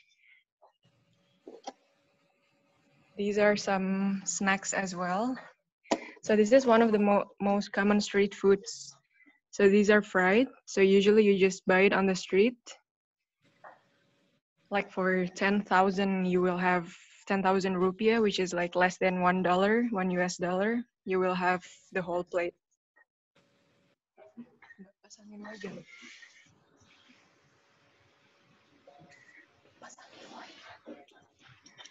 So we have reached this consistency. We are almost ready. Okay, I'm just gonna show my face. We are almost ready to fry the salsa. So I don't know, maybe when you cook guacamole or any salsa, like I think you know, Mexicans have some kinds of sauce or salsa like pico de gallo or guacamole, but you don't normally fry them, right? Like for pico de gallo, you just cut some avocados, cut some tomatoes, onions, jalapeno, and then you eat it with some food. But usually in Indonesian salsa, there are Indonesian salsa that are not fried, so they are very, very fresh. But for this kind, we are soon going to be frying them. Okay. Tomatnya lagi nggak? Nggak usah. Okay. So if you remember, there are some ingredients that have not been put here, right? The ingredients that have not been put here are these ones, la hierba de limon or lemongrass, and these bay leaves or daun salam, or what is it called? I think it's called laurel in Spanish. These have not been put in the salsa because we are going to throw them in the pan. These are just to give aroma and herbs. And of course, we are also going to throw the basils. Okay.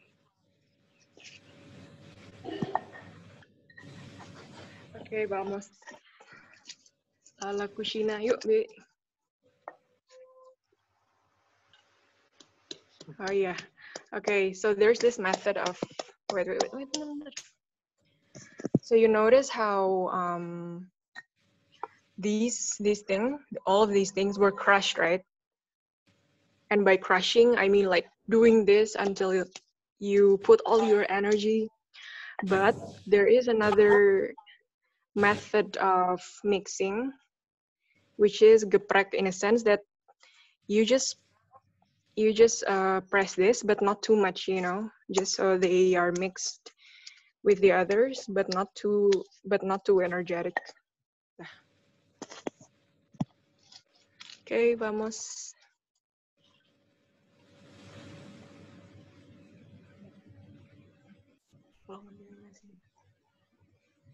Okay, vamos. Now we're going to fry them. This is going to be quick, but just to show you, it's very simple. Like it doesn't take more than 30 minutes. So this is the masterpiece, the salsa, with all the ingredients. It is spicy because I've put like 4 or 5 hot chili in it. This is the chicken. So if you have any questions, you can ask. And we're just gonna fry it for a little bit until it's done, and then you're ready to eat. Okay, I've put on the pan. I've put on the heat. Okay, we're putting in some oil. Usually we use vegetable oil, like olive oil is hell expensive. Cukup nggak sini minyak? So this is oil. We're waiting for the oil to heat.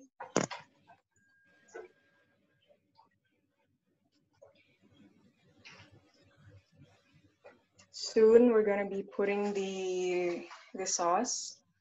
It's going to be a quick process.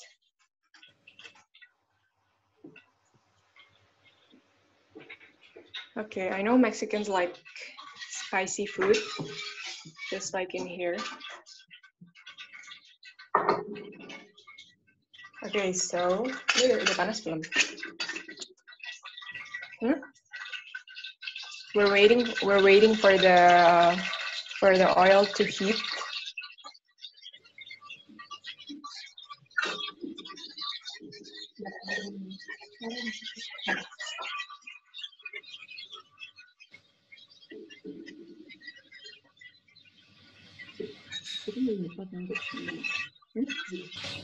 Okay. So this is the ice, La Señora.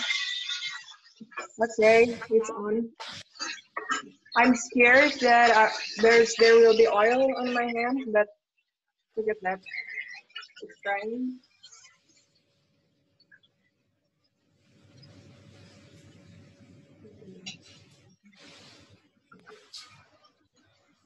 It's drying. You see, it's drying.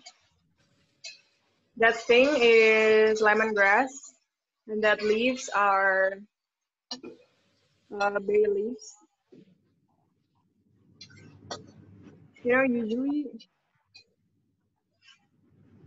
usually Indonesian parents or Indonesian houses have this one big fan in their kitchen that has lasted for like 20, 30 years since the times that our parents were little, and they still exist till today. I'm talking about fans that are often used like this. Look, this fan is so old. So we have only put the sauce. I'm putting a little bit of salt. So this is salt.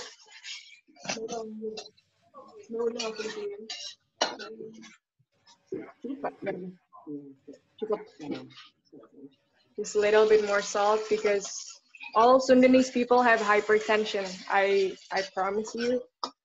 When I was working in the clinic, like almost every elder in Bandung has hypertension because they like salt so much.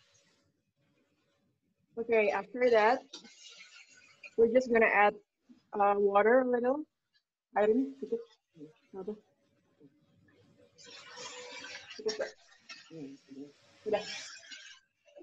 just added a little water.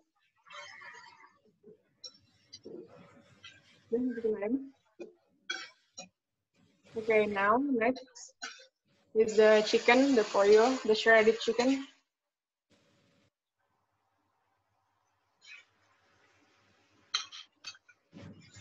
Okay. Chicken is in. The chicken is in, and I'm preparing the leaves. So the chicken has been added. Okay, look at what I'm going to do because I'm going to put some sugar. I'm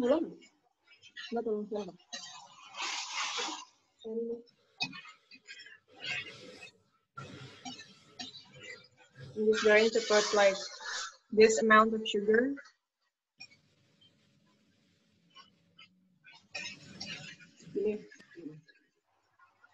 This is sugar, right? This is sugar. And the only one thing that has not been put is the basil leaves. So I'm putting this much first. I'm just tossing it like that because we want them to be fresh.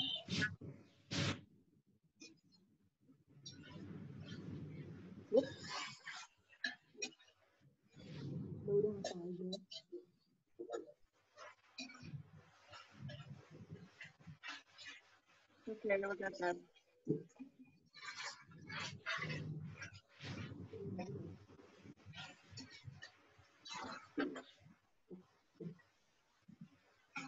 We're tossing the banana, the basil.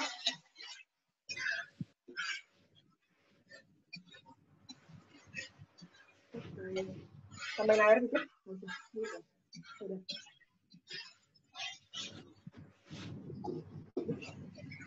So the last thing that we added was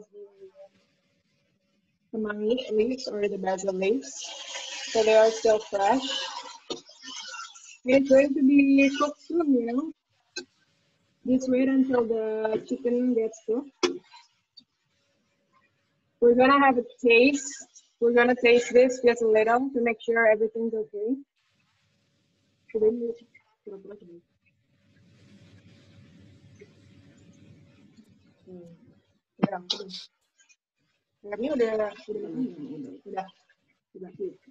Okay, we're going to taste this just a little to make sure that everything's okay.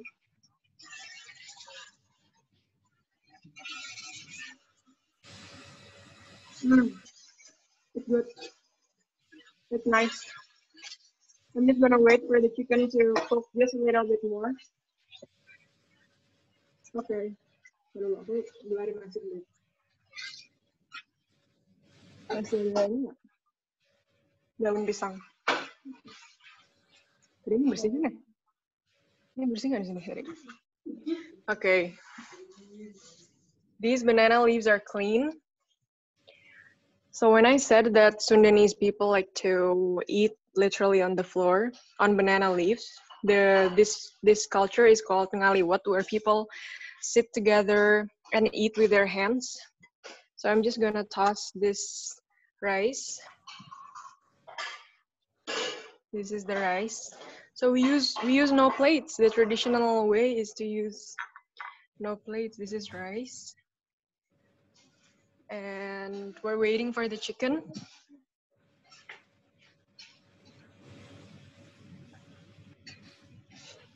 Taruh sini aja. Oh, taruh sini. Okay, we're going to put the chicken.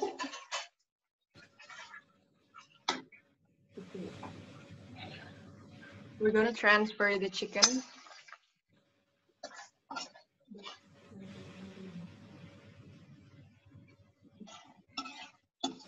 The chicken is ready. I don't think it's too spicy. Do you notice that I did not actually use measurements? Like, I did not really. Usually Indonesian moms or Indonesian mothers do not actually measure how many chili or how much salt. If they're cooking something salty, they just use their feelings, you know. Okay, this is it. Timunnya taruh sini, Mbak. Okay, so when you are going to eat, I mean, it's kind of weird how we eat on a banana leaf, but that's how we do it. Sini aja langsung. No.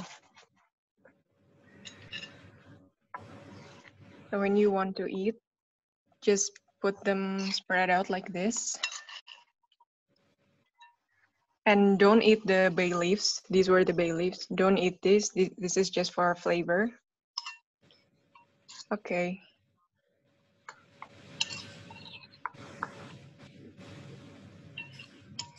So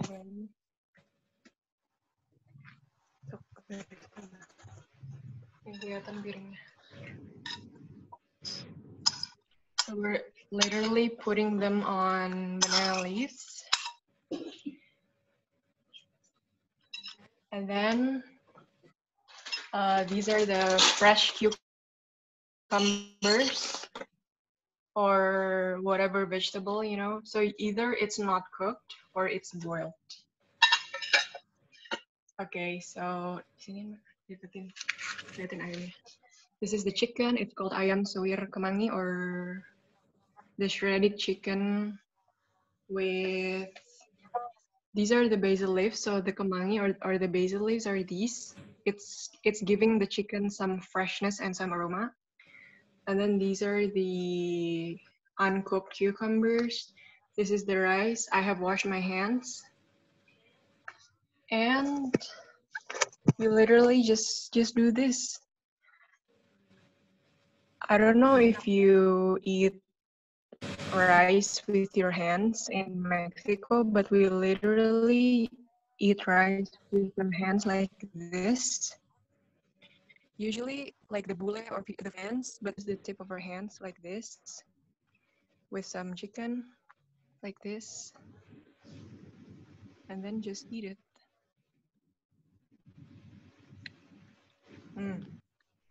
Okay, that's it. So it's literally on the floor without chairs whatsoever, and we eat with our hands because we feel that it's a more pleasant way of eating. Also, there's fresh vegetables.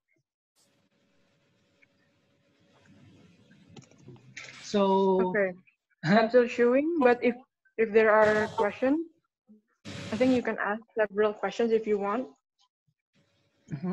Sure. Si hay preguntas sobre la comida o sobre cómo para cocinar la comida, puedes comentar en la sección de preguntas abajo, en abajo. Y les voy a contar para saber más informaciones de nuestra oficina, de nuestra embajada de Indonesia, nuestros eventos, algo así. Podrían solicitar nuestras redes sociales. En Instagram es @KBRI Mexico City, o en Twitter igual KBRI Mexico City, Facebook Kedutaan Besar RI Mexico City, YouTube igual como KBRI Mexico City, o si quieren saber si quieren saber nuestros programas de las becas o de nuestra clase de idioma indonesio o de nuestro curso de danzas, podrían escribir a nuestro correo de kbrimex.susbut@gmail.com. Y por las becas, tenemos 3 becas famosas de nuestro gobierno, de Dharma Siswa, de Indonesian Art and Culture Scholarship y la beca KNB por maestría. Y si estás interesados y les gustaría conocer más sobre la beca, escríbenos en nuestro correo o en nuestras redes sociales, en Instagram. Entonces, este es nuestra beca y Next. Y también, antes de la contingencia del COVID, la Embajada de Indonesia trabajamos para dar como clases de la danza y también curso de idioma indonesia en cada semana. Danza tradicionales. También en el viernes abrimos el bazar de gastronomía y artesanías cada viernes, pero porque estamos en la contingencia, cambiamos la manera de darnos la clase en línea, en el Zoom. Y mañana, vamos a dar el clase de idioma indonesia, si interesas para aprender idioma indonesia, el idioma nacional de Indonesia, con el maestro Víctor Fernández a las 5 de la tarde hasta las 8 a través de la plataforma Zoom. Y pues les esperamos mañana por el clase de idioma. Y antes que cerramos la sesión, vamos a presentar una canción de Joseph Redsure, de una canción indonés de Joseph Redsure. Y antes tengo una pregunta para Joseph. Okay. Solo una pregunta. ¿Cuál es, de tu perspectiva mexicana, cuál es la gran como experiencia para venir a Bandung, como los similares culturas entre Indonesia y México de tu perspectiva. Ok, en español lo digo rapidísimo. Lo que más me gustó y las similitudes son que la gente es muy cálida, la gente está muy ávida de conocer un poco más sobre la cultura de los mexicanos. A mí me pasó que me decían que si México era una ciudad de España, entonces pues te sientes con una gran responsabilidad para responderles, ¿no? Pero también cuando ellos te preguntan sobre Indonesia, pues nosotros no sabemos nada. Entonces, creo que lo más bonito y lo más especial es ese interés por saber sobre el otro país. Me gusta muchísimo la parte familiar, o sea, que conviven, como lo decía Farhana, comer en un mismo lugar todos, ¿no? Y eso es increíble. And in English, that, well, I really enjoyed that the people there is very familiar. As Farhana said, they eat together, they go to places together. So this familiar thing, I think, is more like a Mexican style. And the other thing that I really enjoyed is that the people is very open to know about the culture of another countries, like Mexico, for example. As I said, when I was saying that I was from Mexico, they asked me about telenovelas or Thalia or Maria Mercedes, that kind of things. It was very interesting to talk about it. And yeah, when they asked me about Indonesia, I really didn't know nothing. So it's our responsibility as a citizens of the world to know about our neighbors. So that's why I really enjoyed that similitudes. Sí, gracias. Entonces, muchísimas gracias para ustedes, damas y caballeros, para que atiendan esta sesión de la Embajada de Indonesia. Y antes que terminamos esta sesión, vamos a escuchar una canción de Joseph Redsure, Mari Berjuang Bersama. So it's just a little Mari Berjuang Bersama, and it's a song that I wrote for the kids that were fighting against cancer. So I'm going to tell you a story of the bravest kids I've ever known in this world. They were running and playing, but a heavy rock fell into the road. They're not alone. Mari berjuang bersama, jangan cemas. The rock will move because of you. Mari berjuang bersama, jangan cemas. The rock will move. We're here with you. Mari berjuang bersama. Jangan cemas. The love is the universal language. Mari berjuang bersama. Just a little. Thank you so much. I really sang that song with the kids. I know that they are not alive today because, of course, of the disease. But every time that I sing this song, it's very, very, very touched for me because I wrote it with them about this rock and this working together. So Chase, thank you so much. Farhana, nice to meet you. And for all the people that have been connected, we can do things together. So we are just in one click. Chase, thank you so much for inviting me. Have a great day in Indonesia. Have a great night in Mexico. Gracias, Joseph, y gracias a ustedes. Terima kasih untuk Bapak Ibu. Thank you for all of the attendees to come to this event. So let's see next time in the next session. Well, tomorrow vamos a aprender bahasa Indonesia a las 5 de la tarde. Bye, buenas noches. Buenas noches, muchas gracias. Hatur nuhun Bapak Ibu di Antos di Bandung. Sampurasun. Gracias. Gracias, buenas noches. Terima kasih. Buenas noches.